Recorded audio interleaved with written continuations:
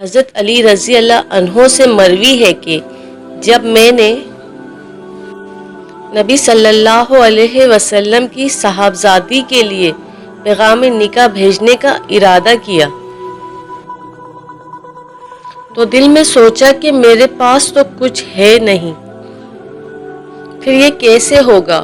پھر مجھے نبی صلی اللہ علیہ وسلم کی مہربانی اور شفقت یاد آئی، چنانچہ میں نے پیغام نکاح بھیج دیا۔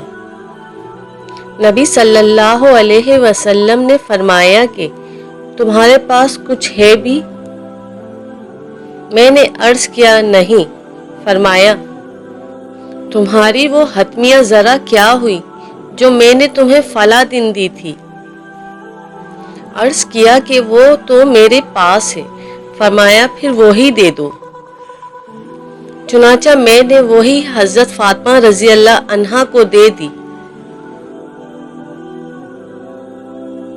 حضرت علی رضی اللہ عنہ سے مروی ہے کہ ایک مرتبہ حضرت فاطمہ رضی اللہ عنہا نبی صلی اللہ علیہ وسلم کی خدمت میں خادم کی درخواست لے کر آئیں۔ نبی صلی اللہ علیہ وسلم نے فرمایا کیا تمہیں اس سے بہتر چیز نہ بتاؤں؟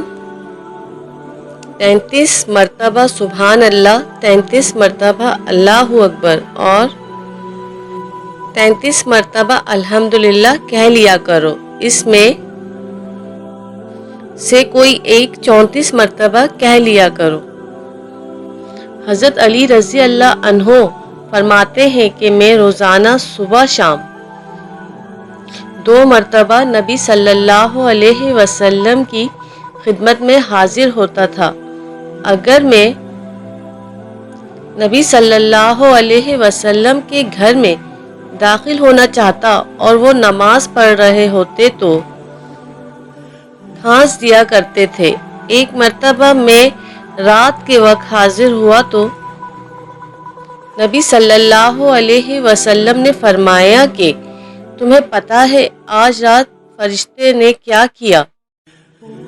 میں نماز پڑھ رہا تھا کہ مجھے کسی کی آہٹ گھر میں محسوس ہوئی۔